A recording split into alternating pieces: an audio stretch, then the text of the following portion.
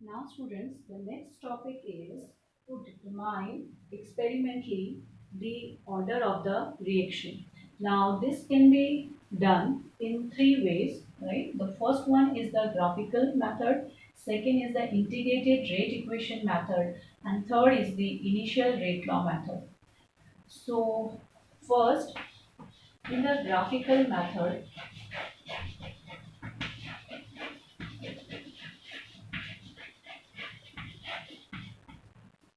the rate of the reaction will be determined, right, by plotting the graph for the concentration and the time, so that the straight line which is obtained, a tangent is drawn to it, and the rate of the reaction is find out, right?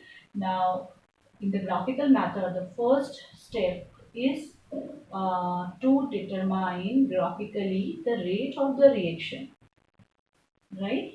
So, by plotting the graph of concentration with respect to time, the line or the straight line which is obtained, tangent will be drawn to it, right? And from there, the rate of the reaction will be known.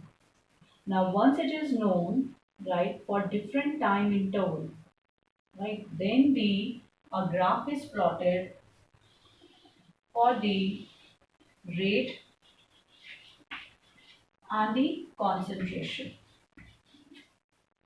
right? So when we obtain a straight line which indicate that the rate of the reaction is independent of the change in the concentration of the reactant, so it will be a zero order reaction. Now, when the rate and the concentration of the reactant graph, if obtained, is in this form, right? That means we are getting a straight line. A variation is being shown in the rate of the reaction with respect to the concentration of the reactant in this way. So it will be the first order reaction. In the same way, right? Small r indicates the rate of the reaction, and if we just get the concentration square value on the x-axis, that time if we obtain a straight line, it will be a second order reaction. Student, if we don't get a straight line in this pattern for the first order, for this concentration term, right, then it will not be a first order reaction. If we obtain a straight line in this way, it will be a zero order reaction, right? So graphically, we can determine the order of the reaction just by plotting the graph, right, of the rate, different rate obtained, right, for the concentration term of the reactant at different time interval. Now it has got a limitation. This method has got a limitation that it is applicable only for the reactant when it is only single reactant, right? When we have more than one reactant, this method cannot be applied. So this is applicable only for the reactions which involve a single reactant. Now the second method is the integrated rate equation method.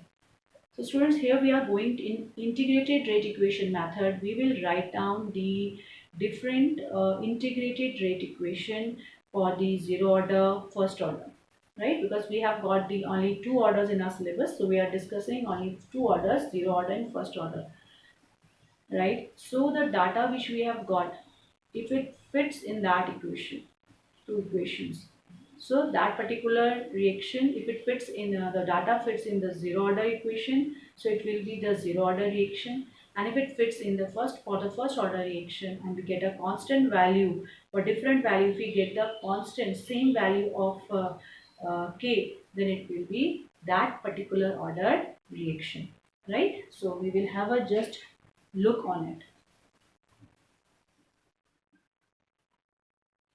Now you can see on the board, students, I have plotted a table. So here in this table we have got the columns made. The first column is of type of reaction, second is the equation, third is a linear plot, fourth is a slope, and fifth is the intercept. So in the integrated rate equation, we will just take the help of the integrated rate equation, right, to obtain the order of the reaction. So for that, we will just first write down that for the zero order reaction, right, students? So for the zero order reaction, the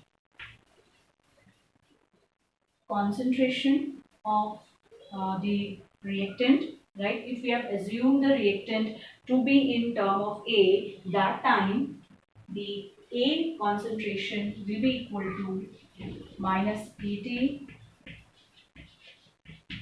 A naught, right? What is A naught here? Here it is the initial concentration of A, and this is the final concentration of A, right? So when we are expressing, this is the equation, right? So we will just relate this equation with the y equals to mx plus c equation.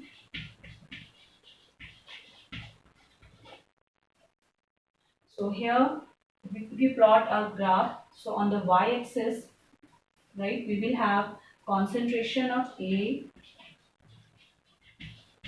That means the reactant concentration will be there, right? And on the x-axis, we are having the time t. Now, what will be the slope for this equation? So, the slope for this equation is going to be minus k. So, here it is going to be minus k. And what is the y-intercept here? That is the initial concentration of A. Right? Now, we are going to write down in the same way the equation for the first order reaction, that is integrated rate equation for the first order reaction. We will then find out the y equal to mx plus c, that on the x-axis and y-axis which terms we are going to write down. Then we will determine the slope and then the intercept, that is c, that is c is the intercept, that which term we can find out from the this equation. Now just try to write down the rate equation for the first order, right? So you have to use here the log term, log equation, it is there, expression in the log term. So just try to write it. So students, here it will be log A equals to minus k upon 2.303 t plus,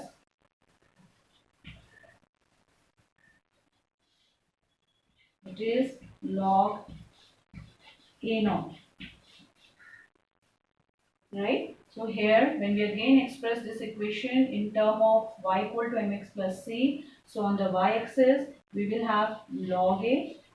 So it is log A versus time, that is t. So when we write it in this way, it means that log A will be on the y-axis and time is on the x-axis.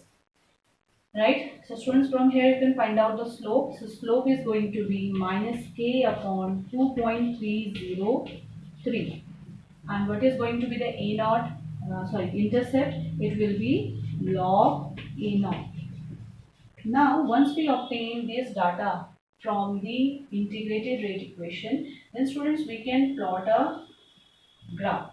So I'm plotting a graph here only. So it is again integrated rate equation. We finally come to the graph only, but that is from the integrated rate equation. So here we will plot the graph. On the y-axis we have the concentration term, and here it is time. Now when we obtain, right, a graph in this way, right, so here we can, this is in this way, just extrapolating it so that we can get from here the slope of this line is equal to minus k, right? and to get the initial concentration. This part will tell us about the A naught, that is the initial concentration of A, that is this point, right? So this is the we can say the graph for the which reaction, which is for the first order, sorry, zero order reaction. In a similar way, you can plot the graph right here. You will write down log A versus time. So it is log A here, right student, and here it is time. So when you will get it in this way, right, here the slope of this line will give us, this is there, minus k upon 2.303, and this point is the log A naught, right? This point, or you can just get, because this value will be just equal to c, that is the y, that is the intercept. So here it is, we can write down log A naught. Right students, so this is the integrated rate equation. Though we have discussed when we have determined this in the we have determined the integrated rate equation of zero order and first order. We have drawn this graph also. So just go through it, right? So integrated rate equation method, we can determine the order of the reaction, right? So first of all, we will write down the integrated rate equation, and then we are going to determine the through the graphical method, we will determine the order of the reaction.